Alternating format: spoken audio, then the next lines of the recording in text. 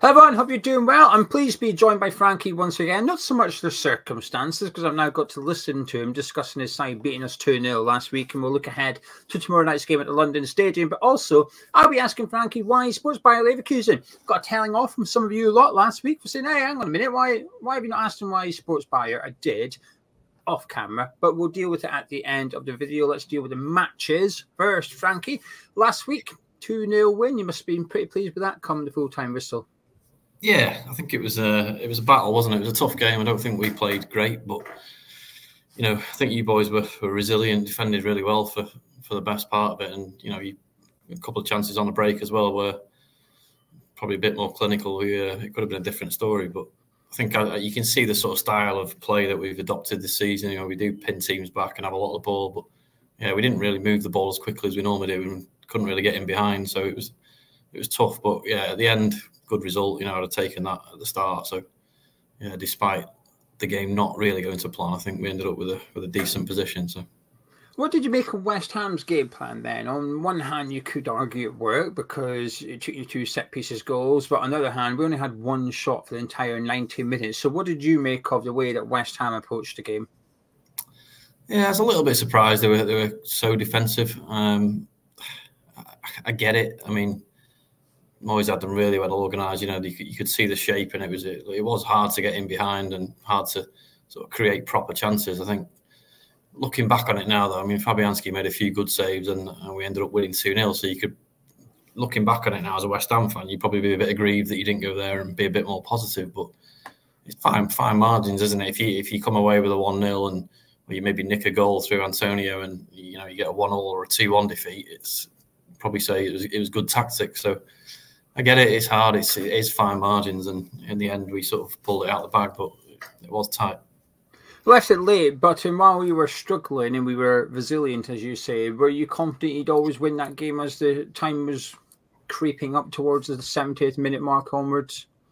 Not really, if I'm honest. No, it was one of those frustrating games. We've not had that many of them this season, but we've seen teams come to the Bayer Arena and really put 10 men behind the ball and not offer a lot. But we normally move the ball quicker, we get it wide, we keep going across the pitch, but we just didn't have that same intensity as we've had at times this season. And it's understandable. We played a lot of games and so many priorities, obviously, with the league situation before the weekend. That was up for grabs as well. So I don't think we played our best, but like I say, we got there in the end. But I wouldn't say I was guaranteed we were going to win with half an hour to go.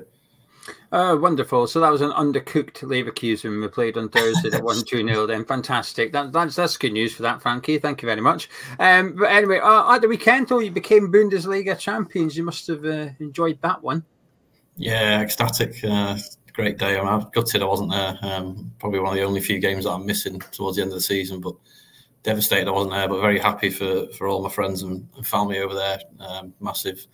Like I said last week, it is a family club, and just the joyous scenes after 120 years of not winning the league, to see those scenes after the match, and I just about managed to get the game finished with people running on the pitch. So it was a little bit hairy for a few minutes, but yeah, unbelievable day, and what a way to finish it off as well with a 5-0 win.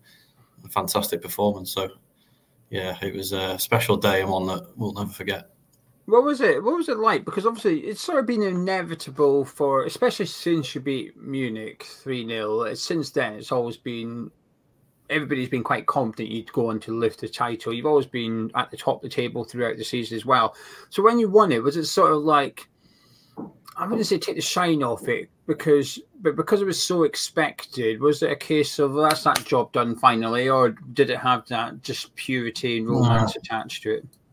Yeah, like I said, we waited 120 years to win this, and it's generations of families that have been going and taking their children, and then they take their children, and so on. And it's just a family club, and to finally get there after all this time, it was very emotional for a lot of people. And even myself, I've sort of been connected with the club for 14 years, but I was sort of sat at home just crying with emotion, and it was a special day. And like I say, we will never forget it. And obviously, we've got other irons in other fires at the moment, but I think we enjoyed that one, as did the players. So I'm not sure what kind of state they were in on Monday morning, but I was getting text messages at 2 a.m. from friends in Germany who were an hour ahead, and they were still out on the streets of Leverkusen partying. So it was big one. And then, I'll make up for it this week. I'm over for the Dortmund game as well on the weekend. And then the following week, I'm over again and home against Stuttgart. So I'll definitely make up for the lack of celebration on Sunday night. I'm hoping the players were out till 2 a.m. as well, partying, quite frankly, because we're going to need all the help we can get. But turning our attention to tomorrow night at the London Stadium, in terms of the game, the 90 minutes itself, forget about the overall tie for a minute. How are you feeling ahead of the actual match? Yeah, fairly confident. Like I say, we've played pretty well away from home this season. And obviously, the onus is on West Ham to come and have a go now. So I think that'll play into our hands probably more than having to go there and try and force the result. We did sort of manage to rest a couple of players on the weekend as well. So a little bit of rotation just to freshen things up a bit. And, it's hard to say how much they celebrated, but I think with Alonso, he's very disciplined and pretty straight. They'd have had a good time Sunday night, but then I think they'd probably been back in training, if not Monday, definitely Tuesday, and focused on getting the job done in London. You've always been fairly confident, even when I spoke to you before last week's game. Are you extra confident now that you're going to be in the semi-final of the Europa League? Yeah, like I say, Leverkusen fans are not the type of people to get carried away. We are generally hesitant because of failings in the past, but I think we're in a really good position. And obviously, Paquetá being suspended as well. I'm not sure if Bowen's back either. West Ham looked pretty depleted at the weekend against Fulham, and I only saw a bit of the highlights of that, but it looked like they conceded quite a lot of chances. And I think obviously the first goal is massive tomorrow night. If you guys get the first goal, it'll make a game of it and get the crowd up, and it could be a cracking tie. If we get the first goal, then it's I'd like to think at that stage it's probably job done. How much do you care about the unbeaten sort of record that you've got going at the minute? Because as a neutral, it feels like all your attention will turn to the Europa League from here on in. Obviously, you've got the final coming up, the German final coming up as well. But it feels like the Europa League will or should take priority, not just tomorrow night, but the semi-finals as well, should you go through. But does the fact that you're unbeaten almost apply a little bit of pressure to the Bundesliga as well, in the sense that you want to possibly maintain that record? Whereas if you'd maybe lost a game already, whether you finish the league by 16 points, 18 points, it doesn't really make a difference. But you've almost got like something to play for in the league, despite the fact you've already won it. Yeah, I think there's a bit of a split from what I can see of Leverkusen fans that want to really, still focus on the league. For me, I would completely rotate the team on Sunday against Dortmund. I'd take the loss and focus on the Europa League. I think if you look back on it in a few years' time, if you won the Europa League but lost a couple of league games, you'd still be very happy and you'd celebrate winning a trophy, not the fact that you went unbeaten. We've already, set this amazing record, and it is nice to keep it going, but you've got to prioritise, and it's been a long season already. So for me, I'm happy if he goes to London tomorrow with his strongest team, and then Sunday I'd expect some squad rotation and start to mix things up a bit. And it'll be a tough game at Dortmund. Obviously, they had a cracking win last night in the Champions League, so they're kind of focused on other things as well, although they do need to balance that with the league. But yeah, I think the next few weeks will be a bit weird in the league. We've got a couple of tough away games coming up, so it wouldn't surprise me if we did lose one. But like I say, for the bigger picture, I'd take that. Are you confident? You obviously, with Liverpool being heavily defeated in the first leg as well, on the other side of the chart for the Europa League, you've got 2-0 lead going into tomorrow night. Are you now confident that you could go on and win the Europa League? I think we've got a decent chance, yeah. I think getting the league done was a big thing, like I say, just to be able to focus on that Europa League is a big plus for us. And, I think that whoever's going to be in the semi-finals, it's going to be tough.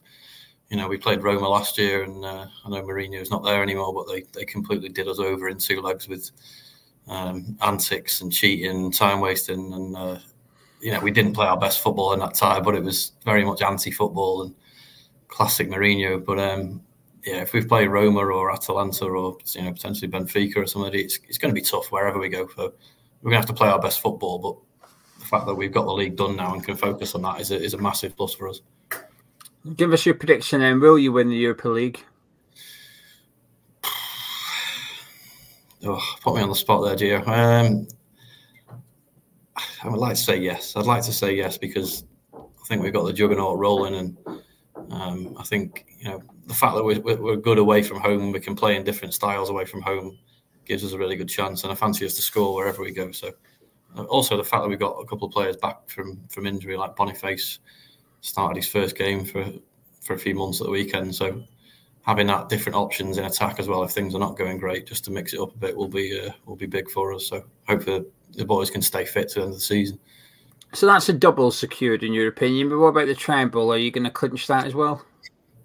I'd like to think so. Yeah, I mean, I think there's a lot more chance of winning the German Cup final than the Europa League on the odds. But we are playing guys of Slough who've had an amazing journey to get there. But yeah, if we play anywhere near our best in Berlin in May, it's going to be hopefully the domestic double, and then we'll see what happens in the Europa League. In regards to tomorrow night, then, can I get a score prediction from you? I'm going to go 2-1 Leverkusen, I think. Okay, I think it might be interesting. I could see you boys scoring the first goal and the crowd getting up, but I think we're quite controlled, and as long as we play our stuff for 90 minutes, I think we'll score. So yeah, I think with the troubles you guys have got with a couple of players missing and tough schedule you've had, I think hopefully we should get the job done. Well, is it just why did you say we'll score first? Is it a gut feeling, or is there something behind that in terms of logic regarding Leverkusen? I just think we might be a bit slow to start after the weekend. I think sometimes in the first half of the season we've not been great, and we have. We were talking about it last week on the TV. We have won quite a lot of games late in the day. Sometimes we have been a bit slow in the first half, so I could see you boys. You have to come out and have a go. And obviously, success in Europe last season, I think the crowd will be up for it, and they'll want to try and turn Leverkusen over. So yeah, I think it could be an entertaining first half an hour, but then hopefully we'll start to put our stamp on it as the game goes on. Right then, that's us discuss the matches. I'm now going to ask Frankie why he supports Bayer Leverkusen, but if you don't want to hear that bit, now's the time for you to disappear. Before you do, please do drop a like comment by clicking thumbs up and subscribe if you're new to Hammer's Chat. But if you're sticking around, Frankie, Bayer Leverkusen, what's that all about? So I grew up as a Man United fan, which is probably not something that's great for you guys, but I'm from Manchester.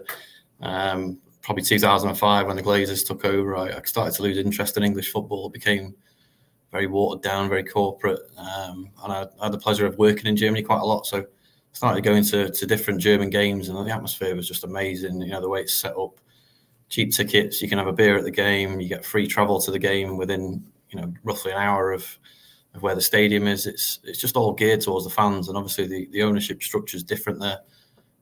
So yeah, I went around a few games, did sort of Schalke, Mönchengladbach, Bremen, St. Pauli, eventually sort of ended up at Leverkusen in about 2010, and then just sort of fell in love with it. It was just a really friendly, family-run club, and it felt like you were kind of part of something, whereas part of the reason was probably logistics as well. It's a good location between Dusseldorf and Cologne.